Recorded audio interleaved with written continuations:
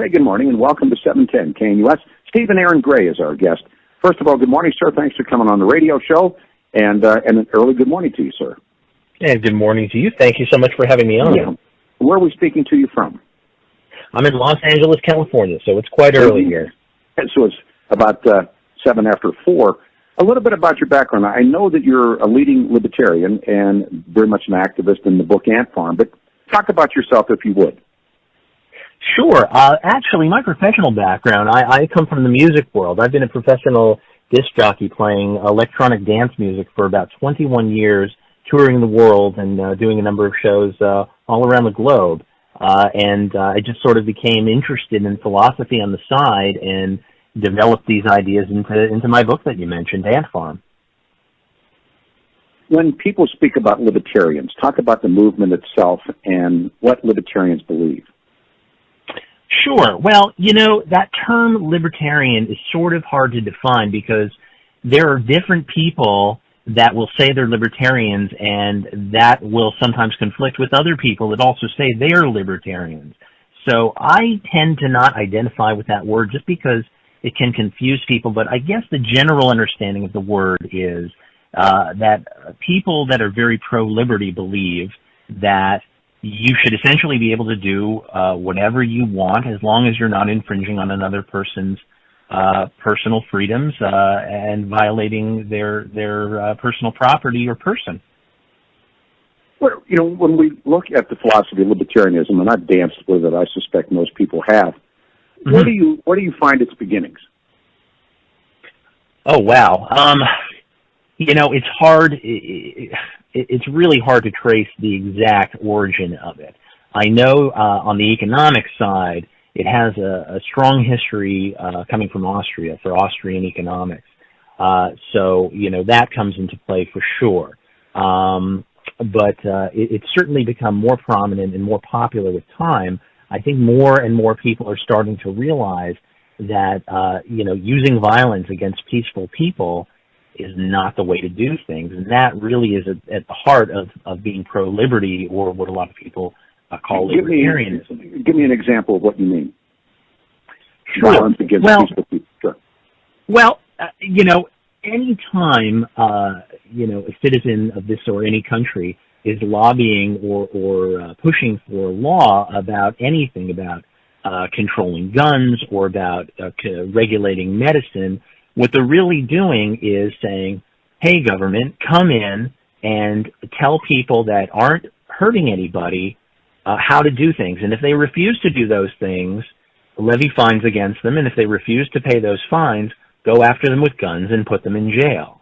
And I just happen to think that that kind of thinking is wrong. And on a moral level, but also on a practical level, it leads to all kinds of terrible things and terrible circumstances.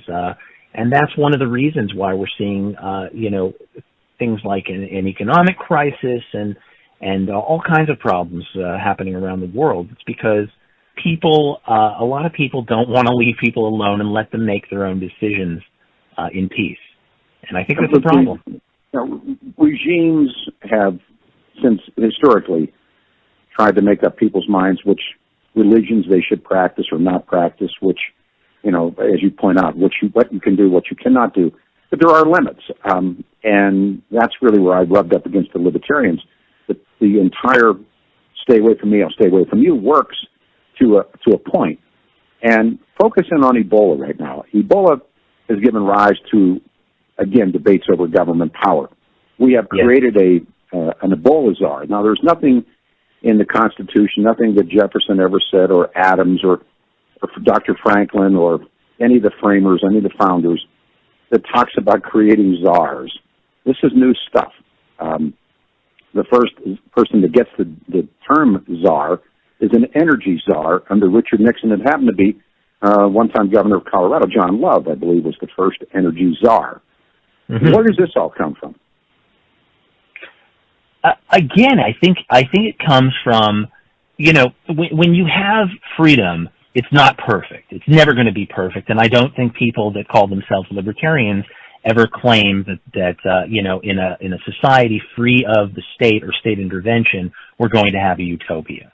I don't think I've ever heard anybody say that. Well, and utopias are impossible. I mean, there were people called utopians, but we know that doesn't work. Well, exactly. But come full circle. We have this Department of Homeland Security, and we, under George Bush, create this monstrosity called the Department of Homeland Security. Right. It's absolutely horrible. And the national security advisors and national security czars, and now we have Ebola czars. How does all that come to be? It comes to be because there are admittedly some problems. Ebola is a problem. Security is a problem. There are dangerous people out there. But that problem gets exacerbated anytime the state comes in and tries to force a one-size-fits-all solution on everybody, where there's no repercussion if they're wrong.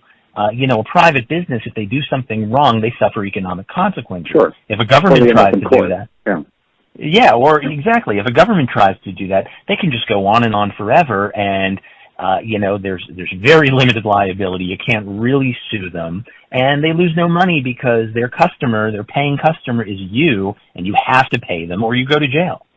Sure. Income tax itself is one that many libertarians argue about. I've read the position pieces and papers, and actually I agree with them. The notion of the government taking your money goes back into the face of the framers. And why did they throw the tea into the harbor? Well, it's about taxing, isn't it? Yeah. And the same thing is true.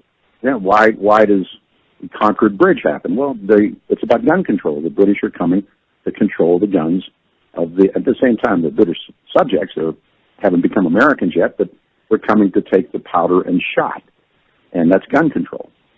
Yes. So, all of this stuff is incredibly repetitive, is it not? It absolutely is, and that's really one of the things I try to show in my book, Ant Farm. It's only 200 pages, but it deals with 40 different issues on a very surface level, only so that you can see them all lined up together and to understand that whether we're talking about prohibition of substances that people want to ingest, or guns, or healthcare, or education, that when the government gets involved and forces people to do things, it doesn't matter what the issue is, the results are always bad. Things never go the way they're supposed to, even though the intentions are often good. You're right. That people, and really the answer is that people left to their own devices always come up with better solutions. And again, they're not going to be perfect solutions. There's still going to be some crime. There's still going to be some death. And there's still going to be some suffering, but far less than when the state becomes involved. When the notion begins with, I have to protect you from yourself, then we really have trouble, do we not? Absolutely. That's not what the state was supposed to be there for. Of course not. It was supposed to come into place to protect you against other people, not against your own stupidity. In a free place, you're supposed to have the right to be stupid if you so choose. That's right. That's right. You have the constitutional right to be stupid, but you don't have the constitutional right. You have a constitutional right to be offended, but you don't have the right to take down the offender just for his or her words or what they have written. Or those are the kinds of if it's libel, if it's slander, then you have a case. But what we have now in political correctness is we now have censorship and control. And I'm talking about mainstream press, politicians, people in the workforce. This is really scary stuff as well, Stephen. You're absolutely right. We're definitely living in an overregulated society. There's way too much litigation going on. People are scared to conduct business. They have to, if you want to start a small business, good luck with the regulations and the hoops that you have to jump through. It's just absolutely crazy and crippling. And it should be no surprise to people why unemployment is as high as it is. Well, absolutely. Yeah.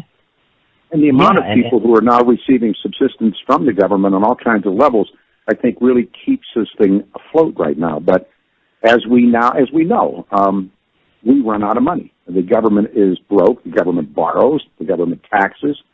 And all of this, I think, is ultimately going to lead us to a place that we don't even want to begin to think about.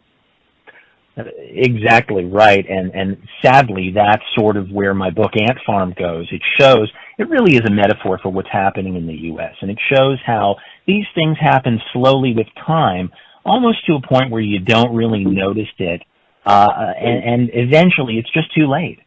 I'm cleared my throat. I do apologize.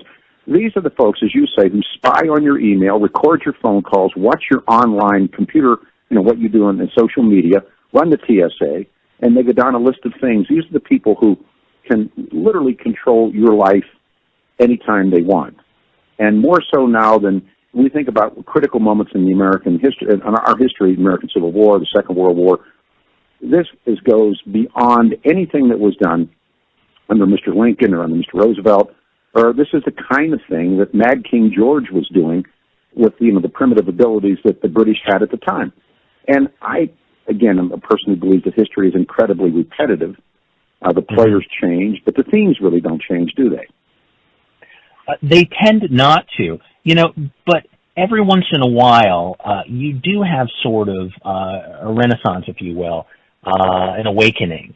And certainly, yes, even though things are getting more oppressive, we also live in a great age of technology. And I think technology is a great liberator. It enables people to get information in ways that they never could have received that information 50 years ago. And technologies are very freeing. One of the ideas I like, even though it's not doing so well lately, I love the concept of Bitcoin. It's currency. For those of your listeners that may not know, it's an electronic currency that is not connected to the state, so therefore it can't suffer from state-imposed inflation. And it's a great open source currency. I love the idea, and these things are coming about, and it's great. We're watching a barter society reemerge where people are trading goods and services to stay away from the government. Bitcoin's a classic example. We've done a couple of stories on it. When people are afraid, are afraid, and again, I look at alternative media. We were talking about CNN, the newsman and myself. Now, CNN is in a spiral right now, but what's really interesting, we'll play this for folks. I don't know if you saw the story. The CNN reporter in Ferguson, Missouri, and that currently takes place on Monday night, and the reporter is literally attacked, CNN reporter, and of course, CNN has always been that left-of-center knee-jerk. Much of this stuff comes from Turner himself. But what's interesting now is to watch this and know that CNN is in trouble.